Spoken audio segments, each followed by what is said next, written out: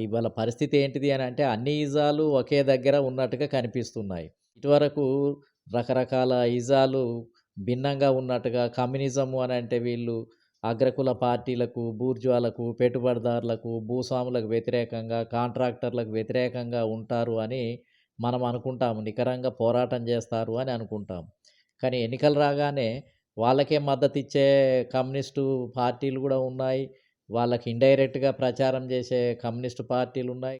గతంలో అంబేడ్కరిజం గురించి, బడుగు బలహీన వర్గాల గురించి, బీసీల గురించి, ఎస్సీల గురించి అనేక రకాల ఇజాలు మాట్లాడి అభ్యుదయవాదులుగా, సోషలిస్టులుగా ఇన్ని రకాలుగా ముద్ర వేసుకున్నటువంటి వాళ్ళంతా వీళ్ళంతా అగ్రకులాలకు వ్యతిరేకంగా, లేదంటే భూస్వామ్య పార్టీలకు వ్యతిరేకంగా, కాంగ్రెస్ పార్టీకి వ్యతిరేకంగా నిలబడతారు అని మనం అనుకుంటాం. కానీ ఉప ఎన్నిక రాగానే, ఉప ఎన్నికలలో కాంగ్రెస్ పార్టీ పక్కన కనపడుతున్నారు.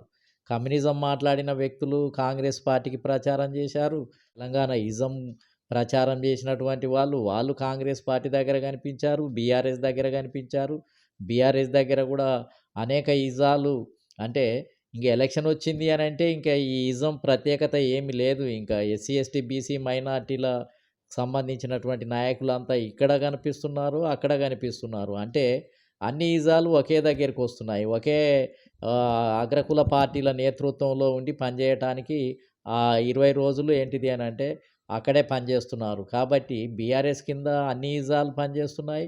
అదేవిధంగా కాంగ్రెస్ దగ్గర గూడా అన్ని ఇజాలు, అన్ని సంఘాలు, అన్ని రకాలైనటువంటి వ్యక్తులు, మేధావులు మొత్తం ఏమాత్రం గూడా తేడా లేకుండా, విభేదాలు లేకుండా ఈ 2 పార్టీలను గెలిపించటానికి నిర్విరామంగా ప్రయత్నం చేస్తున్నటువంటి పరిస్థితి కనిపిస్తుంది. ఇదొక క్రైసిస్, ఇదొక సంక్షోభంలో ఉన్నట్టుగా కనిపిస్తుంది. ఇటువరకు ఒక ఇజము అనంటే దానికి నిజంగా ఎంతో పటిష్టత ఉంటుంది, పరిపూర్ణత ఉంటుంది.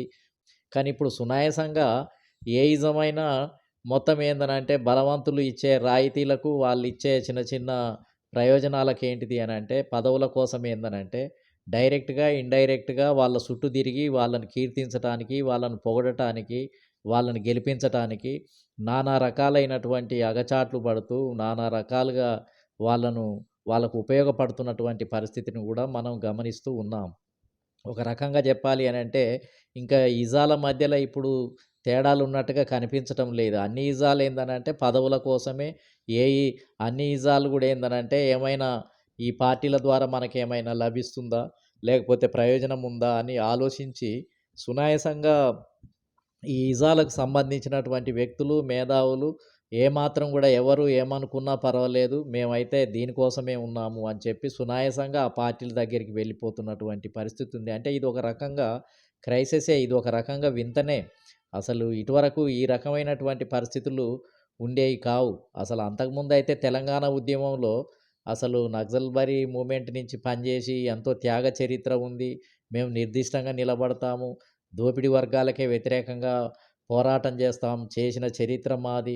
మేమంతా గూడా ఖచ్చితంగా బడుగు బలహీన వర్గాలకు, కష్టజీవుల పక్షాన్నే ఉంటాము అని చెప్పి, ఆ రకంగా తెలంగాణ ఉద్యమంలో ఇది అభ్యుదయవాద ఉద్యమం గాబట్టి, మేము దీనికి అనుకూలంగా పనిజేస్తున్నాము అని చెప్పారు.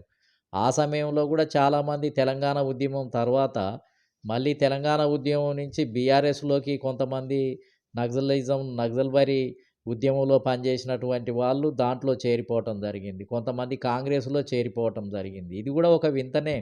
అసలు పేదలు కష్టజీవుల పక్షాన పోరాటం జేసి, హక్కుల అధికారాల గురించి పోరాటం జేసి, సుదీర్ఘ చరిత్ర కలిగినటువంటి వాళ్ళు, కులాలు ఏదైతే బడుగు బలహీన వర్గాలకు ప్రధాన శత్రువుగా ఉన్నటువంటి 2 పార్టీలకు, ఆ పార్టీలలో చేరటమే గాదు, ఎమ్మెల్యేలుగా పోటీ చేయటము, ఎమ్మెల్యేలుగా గెలుపొందటము, ఈ కాంగ్రెస్ పార్టీ, బీఆర్ఎస్ పార్టీలలో పెద్ద నాయకులుగా కొనసాగటము, ఇయన్నీ గూడా వింతనే. అసలు ఇటువరకు ఎవరు ఊహించి ఉండరు. అసలు ఒక కమ్యూనిస్ట్ ఉద్యమంలో, ఒక అందులో విప్లవకర ఉద్యమంలో పనిచేసే వ్యక్తులు మరి ఇంత సునాయాసంగా ఈ బీఆర్ఎస్‌లో గానీ, కాంగ్రెస్ పార్టీలో గానీ చేరి, ఒక భూస్వాముల పక్షాన, ఒక పెట్టుబడిదారులు, కార్పొరేట్ రంగానికి సంబంధించినటువంటి